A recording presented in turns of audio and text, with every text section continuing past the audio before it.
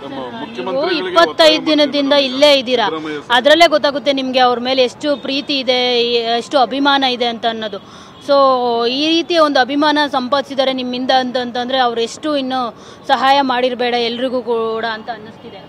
ನಮ್ಮವರು ಮೊದಲನೇದಾಗಿ ಈ ರಾಜ್ಯದ ಎಲ್ಲ ವರ್ಗದ ಅಭಿಮಾನಿಗಳ ಬೆಳಗನ್ನ ಅವರು ದೊಡ್ಡ ಮಟ್ಟದಲ್ಲಿ ಸಂಪಾದನೆ ಮಾಡಿದ್ದಾರೆ. ಅಧಿಕಾರ ವರ್ಗದವರು ಇರ್ಬೋದು, ರಾಜಕಾರಣಿಗಳಾಗಿರ್ಬೋದು, ಮುಖ್ಯಮಂತ್ರಿಗಳಾಗಿರ್ಬೋದು, ಇವರೆಲ್ಲರ ಒಂದು ಪ್ರೀತಿ ಪಾತ್ರಕ್ಕೆ ಶಿವರಾಮ್ ಸಾಹೇಬರು ಪಾತ್ರವಾಗಿದ್ದಾರೆ. ಜೊತೆಗೆ ಅವರು ಕನ್ನಡದಲ್ಲಿ ಪ್ರಪ್ರಥಮ ಬಾರಿಗೆ AS ಮಾಡಿ ಅವರು ಸೀಟಿಗೆ ಕೂತ್ಕೊಳ್ಳೋಂಥ ಸಂದರ್ಭದಲ್ಲಿ ಒಂದು ಮಾತನ್ನು ಪಠಿಸ್ತಾರೆ. ಏನಂತ ಪಠಿಸ್ತಾರೆ ಅಂತಂದರೆ, ನಾವೊಬ್ಬ ಅಂಬೇಡ್ಕರ್.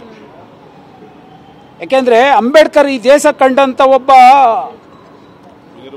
ಮೇರು ಪರ್ವತದ ಒಂದು ದೊಡ್ಡ ಪುರುಷ.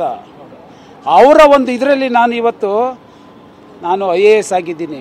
ಯಾಕೆಂದರೆ ಅವರ ಒಂದು ಕಿತ್ತು ತಿನ್ನಂಥ ಬಡತನ ಇತ್ತಲ್ಲ, ಅವರು ಗುಡಿಸ್ಲಲ್ಲಿ ಅವರು ಊಟ ತಿನ್ನೋದಕ್ಕೆ ಕಷ್ಟವಾಗಿರೋಂಥ ಒಂದು ದಿನಗಳಲ್ಲಿ ಅವರು ಆ ಸಾಧನೆ ಮಾಡಿದ್ರು.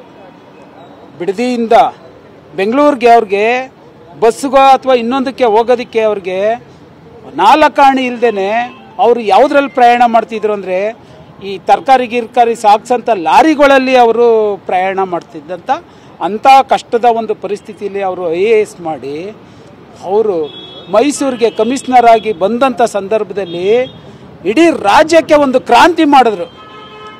ಏನು ಮೈಸೂರು ನಗರಕ್ಕೆ ಇವತ್ತು ಯಾರನ್ನೂ ಕೂಡ ಅವರು ಒಂದು ಅರ್ಜಿ ಕೊಡಬೇಕು, ಇಲ್ಲ ನೀವು ನನ್ನನ್ನು ಬಂದು ಭೇಟಿಯಾಗಬೇಕು ಅಂತ ಯಾವ ಒಂದು ವಿಚಾರನೂ ಕೂಡ ಅವರು ಪ್ರಸ್ತಾಪ ಮಾಡಲಿಲ್ಲ.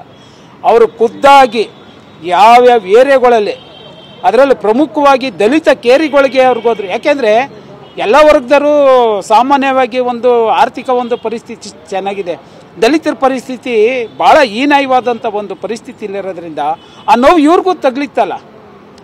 ಅದಕ್ಕೆ ಅವರು ಕಾರ್ಪೊರೇಷನ್ಗೆ ಕಮಿಷನರ್ ಆಗಿ ಬಂದಾಗ ಒಂದೇ ಒಂದು ವಾಕ್ಯನ ಪಠಿಸ್ತಾರೆ. ಅವರು ಗುಡಿಸ್ಲಿಂದ ಗುಡಿಸ್ಲಿಗೆ ಅಂತಾರೆ.